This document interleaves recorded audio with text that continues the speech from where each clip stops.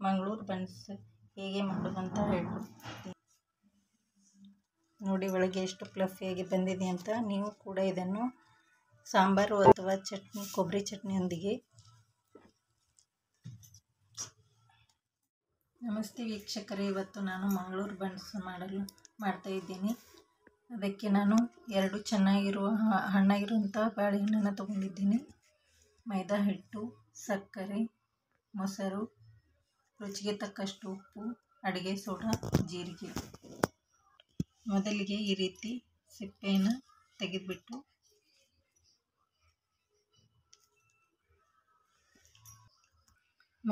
ಬಾಳೆಹಣ್ಣನ್ನು ಈ ರೀತಿ ಸಿಪ್ಪೆಯನ್ನು ಸುಲಿದು ತೆಗೆದು ಇಟ್ಕೋಬೇಕು.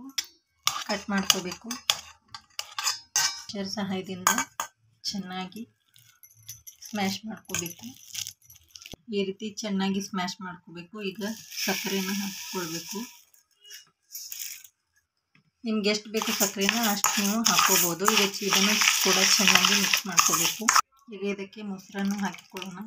ಇದನ್ನು ಚೆನ್ನಾಗಿ ಮಿಕ್ಸ್ ಮಾಡ್ಕೋಬೇಕು. ಈಗ ಇದಕ್ಕೆ ಜೀರಿಗೆ, ರುಚಿಗೆ ತಕ್ಕಷ್ಟು ಉಪ್ಪು,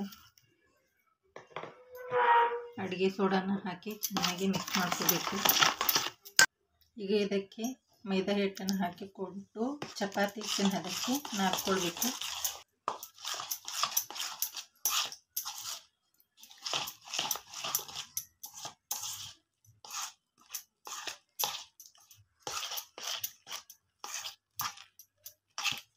ನೀವು ಇಲ್ಲಿ ಕೈಲಿನ ಸಹಾಯದಿಂದ ಕೂಡ ಹಿಟ್ಟನ್ನು ಕಲಿಸ್ಕೋಬೋದು. ನಾನು ಇಲ್ಲಿ ಸ್ವಲ್ಪ ಚಮಚೆ ಸಹಾಯದಿಂದ ಕಲಿಸ್ಕೊಳ್ತಾ ಇದ್ದೀನಿ.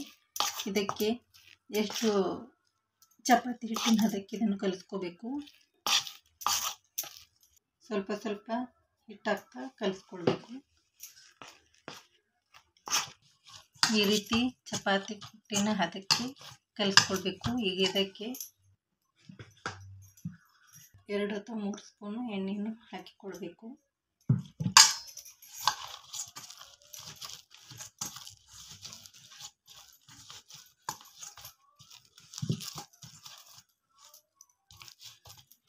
ಎಣ್ಣೆ ಹಾಕಿ ಈ ರೀತಿ ಚೆನ್ನಾಗಿ ನಾದ್ಕೊಳ್ಬೇಕು.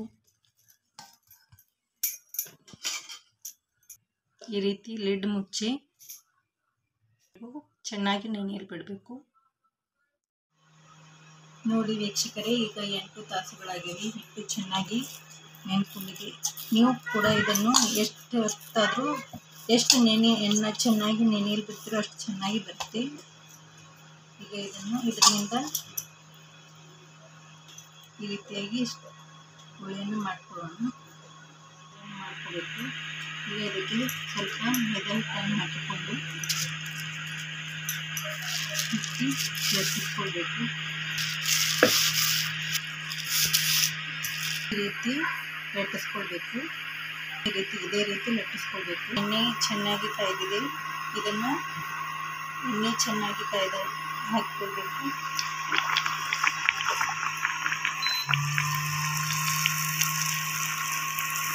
ಇದಕ್ಕೆ ಸ್ವಲ್ಪ ಹಿಟ್ಟು ಮೇಲೆ ಎಣ್ಣೆಯನ್ನು ಹಾಕಬೇಕು. ನೋಡ್ತಾ ಇರ್ಬೋದು ಎಷ್ಟು ಚೆನ್ನಾಗಿ ಬಂದಿದೆ ಅಂತ. ಇದೇನು ಮಾಡಿ ನಾವು ಮೊದಲಿಗೆ ಹೈ ಫ್ಲೇಮಲ್ಲಿ ಇಟ್ಟು ಆಮೇಲೆ ಮೀಡಿಯಂ ಫ್ಲೇಮಲ್ಲಿ ಇದನ್ನು ಚೆನ್ನಾಗಿ ಫ್ರೈ ಮಾಡ್ಕೋಬೇಕು. ಏಕೆಂದರೆ ಇದು ಹಸಿಯಾಗಿ ಹಾಳು ಮಾಡ್ತಿದ್ರೆ ಹಸಿಯಾಗಿ ಚೆನ್ನಾಗಿ ಬೇಯೋದಿಲ್ಲ.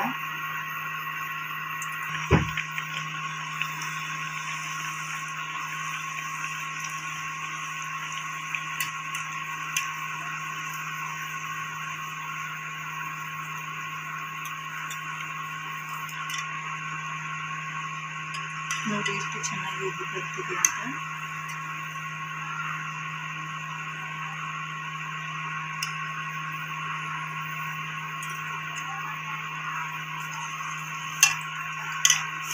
ಪ್ಲೇಟಿಗೆ ತೆಗೆದುಕೊಳ್ಳೋಣ.